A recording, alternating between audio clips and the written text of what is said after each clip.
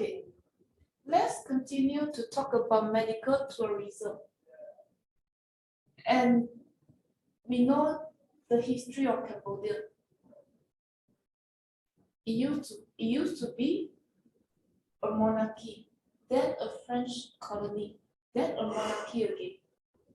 And then there was a US-backed government for a brief stint, and communists took over. And we've been through this last week. There are two kinds of medical tourists. One is inbound, one is outbound medical tourists. And in the case of Cambodia, most medical tourists are outbound. They go to Thailand. And here is why. Because of the Khmer Rouge regime for these 4 years, 75 until 79, doctors were sent to labor camps, were sent to do agricultural work. Pol Pot, the leader of Khmer Rouge, had a utopia saying that if they build agricultural communes throughout the countries, things will get better, livelihoods will improve. Not the case. So after Pol Pot died, his subordinates in the Khmer Rouge, I think they got this illusion, like many groups, many parties, when the leader is gone for any reason, it ceases to be strong. Sometimes it dissolves. The same thing with Khmer Rouge. I think it was overturned in the 90s. It got weaker and weaker and weaker. They overturned it in the 90s. So my point is, during Khmer Rouge regime, during this time, doctors were being sent to labor camps, to these agricultural communes. They did not practice medicine. And from the 70s until the 90s, maybe very few people had the opportunity to go to medical school, dentistry school, pharmacy school, among other things, nursing school. So to this day, there is a dearth of healthcare professionals in this country.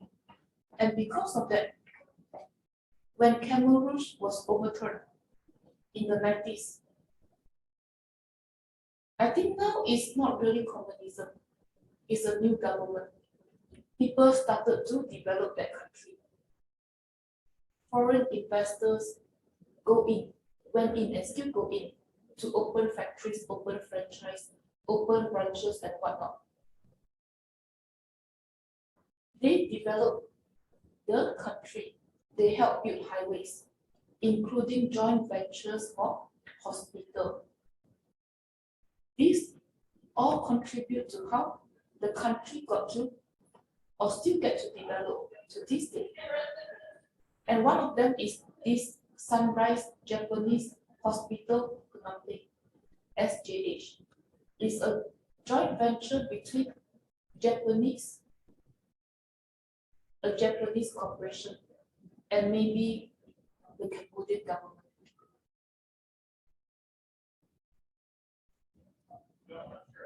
And this is one of the most popular or the best private hospitals in the country. But people did not go here. Before COVID, they prefer to go to Thailand. Hospitals in Thailand are a lot better. And after COVID lockdowns, quarantines, among other things, some people, this is how they reacted to quarantines, lockdowns. They delayed care. They sought for alternative out of the counter medicine, or they delayed care. It contributed to their existing health condition worsen because of COVID. Some started to visit this hospital. So this is their response to COVID. And there are 3 barriers in Cambodia. three negative things affecting medical tourism because of COVID. And one of these I just mentioned, because of lockdowns, stay-at-home orders, the shutdown of essential services in hospitals around the world, including Cambodia. They resorted to alternative care, over-the-counter medicine, or they delay care to the point that their existing condition worsened over time. Some started to visit this SJH, but not all. So this is one problem. The second problem would be because Cambodians, they used to be outbound medical tourists. And their medical records were housed in hospitals in Thailand and other countries.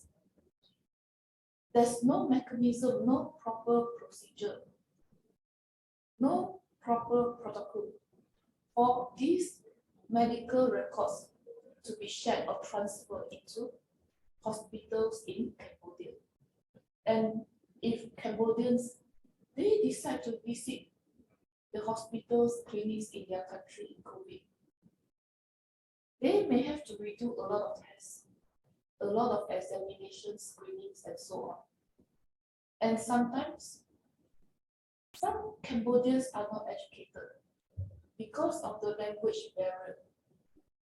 They cannot fully communicate their symptoms, things they experience, their problems to medical professionals. There's always a miscommunication. And apparently, no agreement of any sort has been set up to share medical records of these medical tourists from Thailand, from other countries, with medical professionals in Cambodia. This is another barrier when they seek care in their home country. And the third barrier would be because Cambodians, they trust hospitals elsewhere more than their own medical doctors. And there are very few of them living through this. And maybe because their government foresaw, after all, their own people go to other countries for medical care.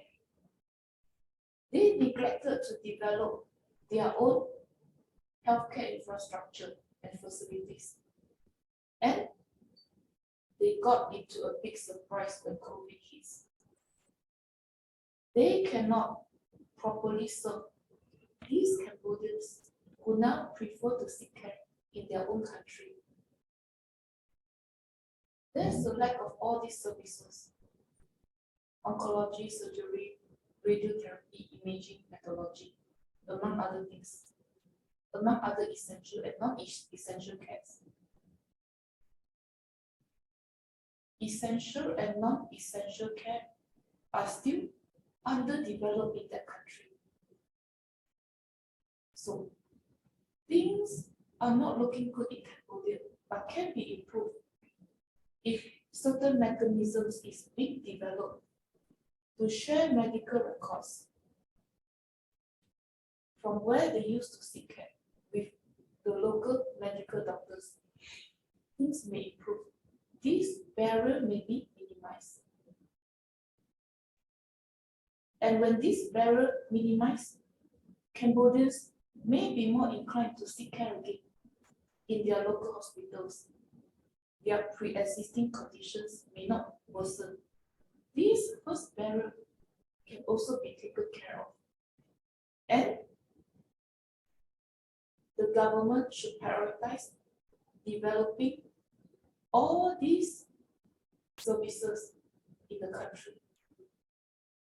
Oncology, surgery, radiotherapy, among other things. They can be overcome, but they should be overcome decades ago. after this regime collapse. But it's still not too late. Question